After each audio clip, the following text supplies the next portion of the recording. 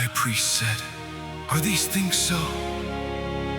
He said, "Brothers and fathers, listen, the God of glory appeared to our father Abraham when he was in Mesopotamia, before he lived in Haran, and said to him, 'Get out of your land and away from your relatives, and come into a land which I will show you.'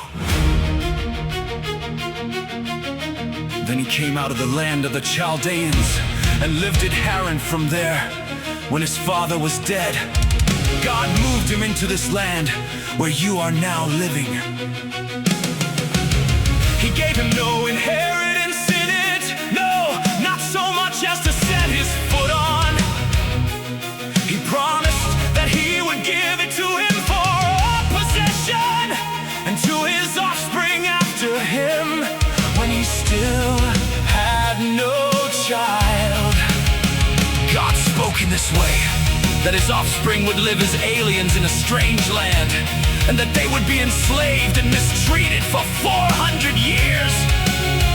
"I will judge the nation to which they will be in bondage," said God, "and after that they will come out and serve me in this place."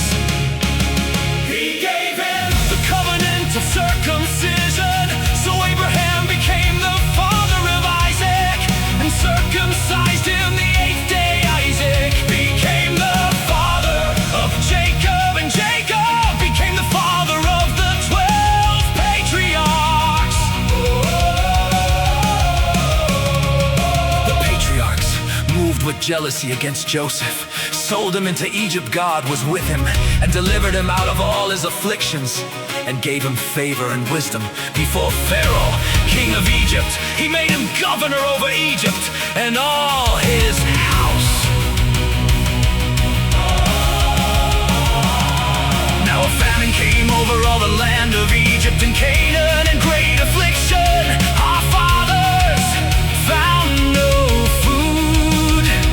But when Jacob heard that there was grain in Egypt, he sent out our fathers the first time. On the second time, Joseph was made known to his brothers, and Joseph's family was revealed to Pharaoh. Joseph sent and summoned Jacob, his father, and all his relatives, 75 souls.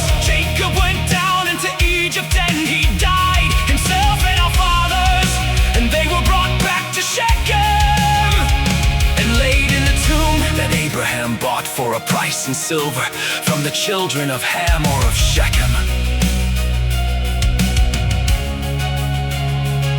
But as the time of the promise came close, which God had sworn to Abraham, the people grew and multiplied in Egypt, until there arose a different king who didn't know Joseph. The same took advantage of our race and mistreated our fathers, and forced them to abandon their babies so that they wouldn't stay alive. At that time Moses was born, and was exceedingly handsome to God. He was nourished 3 months in his father's house. When he was abandoned, Pharaoh's daughter took him up and reared him as her own son. Moses was instructed in all the wisdom of the Egyptians. He was mighty in his words and works. But when he was 40 years old, it came into his heart to visit his brothers, the children of Israel. Seeing one of them suffer wrong, he defended him and avenged him who was oppressed, striking the Egyptian.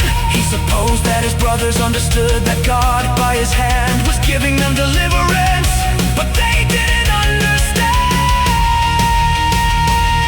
The day following, he appeared to them as they fought, and urged them to be at peace again, saying, "Sirs, you are brothers. Why do you wrong one another?" But he who did his neighbor wrong pushed him away, saying, "Who made you a ruler and a judge over us? Do you want to kill me as you killed the Egyptian yesterday?"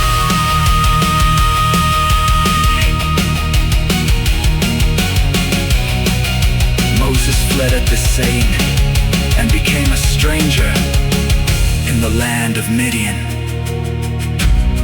where he became the father of 2 sons.